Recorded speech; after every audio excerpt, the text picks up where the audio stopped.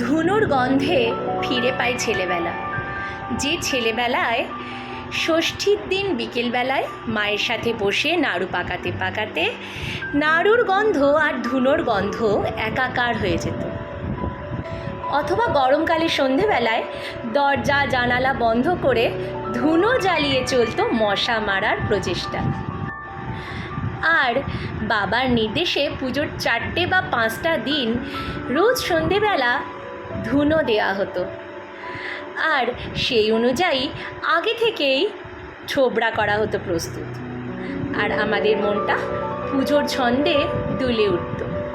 প্রতিদিনের ধূপের গন্ধের মাঝে পুজোর ওই 4টে দিনের ধুনোর গন্ধে ঘরটাও উঠত সেজে। ঢাকের বাদ্যি, বাড়ির সামনের মাঠেই দুর্গাপুজো, শিউলি ভরা উঠোন আর ধুনোর গন্ধ। ভারী অদ্ভুত মোহময় ছিল সেই সময়ের পুজোর ছন্দ। আর সরস্বতী পুজো, কোজাগরি অথবা সত্যনারায়ণ, বাড়ির আনাজ কানাজ থাকতো ভরে সেই গন্ধে। চোখ জ্বালা করতো, তবুও থাকতাম বসে সামনে। সিন্নির প্রসাদে নারকেল কুচি, পাটালি, এর সাথে আরেকটা জিনিসও মাখা হতো, সেটা হলো ধুনোর গন্ধ। গন্ধেরও যে স্বাদ আছে সেটা বুঝতে আজ আর রাখি না কোনো দ্বন্দ্ব। অনেকগুলো বছর পর সেদিনে সেই ছোট্ট আমি আজ পরিপূর্ণ নারী, তবুও মনের মধ্যে বয়স টানতে পারেনি দাড়ি। ধুনোর গন্ধ যখনই আসে ঘ্রাণে, মন চলে যায় এক নিমেষে ছোট্টবেলার পিছু টানে।